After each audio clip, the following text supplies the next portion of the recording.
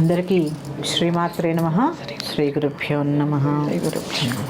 లలితా సహస్రనామ తత్వ విచారణ తెలుసుకుంటూ ఉన్నాము. అలాగే మనము ఒక్కొక్క కొత్త స్తోత్రాన్ని కూడా తెలుసుకోవడానికి ప్రయత్నం చేద్దాము. నవరత్నమాలికా స్తోత్రం గురించి తెలుసుకున్నాము. ఇవాళ అభిరామి స్తోత్రం తెలుసుకున్నాం.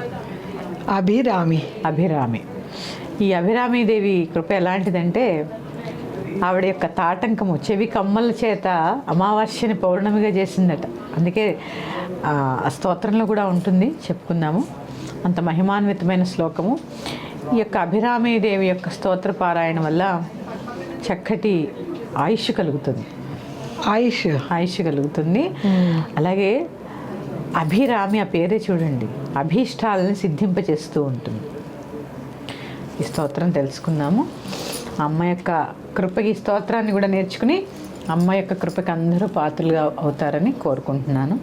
నమస్తే లలితే దేవి శ్రీమత్సింహాసనేశ్వరి భక్తానామిష్టదే మాతః అభిరామీ నమోస్తుతే. చంద్రోదయన్ కృతవతి తాటంకేన మహేశ్వరి ఆయుర్దేహి జగన్మాతః అభిరామీ నమోస్తుతే. ఇందాక చెప్పానుగా చూడండి, చంద్రోదయన్ కృతవతి, చంద్రుణ్ణే ఉదయింపజేస్తుంది అమావాస్య. దేని ద్వారా? తాటంకేన మహేశ్వరి, తాటంకములతోటి. అలాంటి ఓ తల్లి ఆయువుని ప్రసాదించు. ఆయుర్దేహి జగన్మాతః అభిరామీ నమోస్తుతే. ఇక తర్వాత సుధాగటేశ శ్రీకాంతే శరణాగత వత్సలే ఆరోగ్యం దేహి మే నిత్యం అభిరామీ నమోస్తుతే. కళ్యాణి మంగళం దేహి జగన్మంగళకారిణి ఐశ్వర్యం దేహి మే నిత్యం అభిరామీ నమోస్తుతే. చంద్రమండల మధ్యస్థే మహాత్రిపురసుందరి శ్రీచక్రరాజనిలయే అభిరామీ నమోస్తుతే. రాజీవలోచనే పూర్ణే పూర్ణచంద్రవిధాయిని సౌభాగ్యం దేహి మే నిత్యం అభిరామీ నమోస్తుతే. గణేశస్కందజననీ వేదరూపే ధనేశ్వరి విద్యాంచ దేహి మే కీర్తిం అభిరామి నమోస్తుతే.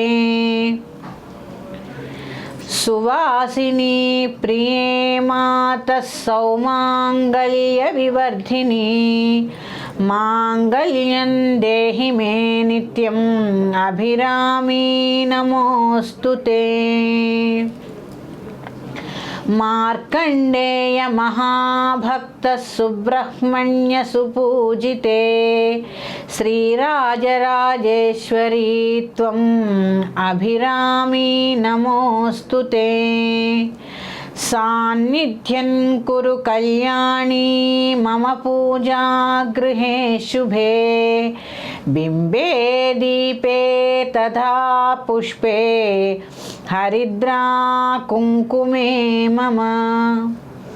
అభిరామ్యా ఇదం స్తోత్రం యః పఠేశ్చక్తి సన్నిధౌ ఆయుర్బలం యశో వర్చో మంగళం చ భవేత్ సుఖం. ఇది శ్రీ అభిరామీ స్తోత్రం సంపూర్ణం. సర్వం శ్రీమాతృచరణారవిందార్పణమస్తు. మనకిలాగా వసంత నవరాత్రులు ప్రారంభమయ్యాయి కాబట్టి చక్కగా అందరూ ఈ నవరత్నమాలికా స్తోత్రంతో పాటు అభిరామి స్తోత్రం కూడా చదువుకోండి. నేను చెప్పాను వసంత నవరాత్రులు ఎందుకు చేయాలి అంటే, శరన్నవరాత్రుల కాలంలో, వసంత నవరాత్రుల కాలంలో యమదంష్ట్రలు ఈ యొక్క అభిరామి స్తోత్ర పఠనం వల్ల చక్కటి ఆయుష్ కలుగుతుంది. చక్కటి ఆయుష్, ఆరోగ్యం కలుగుతాయి. మార్కండేయుడే పూర్ణాయుష్కుడు అయ్యారు ఆవిడ దగ్గర. అందుకని చక్కటి ఆయుష్ కలుగుతుంది, చక్కటి ముఖ వర్చస్సు కూడా వస్తుంది ఈ స్తోత్ర పఠనం వల్ల. ముఖ వర్చస్సు పెరుగుద్ది అంటారా? వర్చస్సు కూడా పెరుగుతుంది. సౌభాగ్యం కూడా అంటారు కదండి. సౌభాగ్యం దేహిమే నిత్యం. అంటే బొట్టు ధరించేటప్పుడు ఈ అభిరామి స్తోత్రం చదువుకుంటూ బొట్టు పెట్టుకోండి, చదువుకుంటూ బొట్టు పెట్టుకోవాలి. ఆ చక్కగా చదువుకుంటూ బొట్టు పెట్టుకోవడం వల్ల సౌభాగ్యం దేహిమే నిత్యం అభిరామి నమోస్తుతే. అందుకని చక్కగా అందరూ ఈ పారాయణ చేసుకుని, ఈ యొక్క స్తోత్ర పారాయణ చేసుకుని అమ్మ యొక్క కృపకు పాత్రలు కాగలరు. స్వస్తి. శ్రీమాత్రే నమః.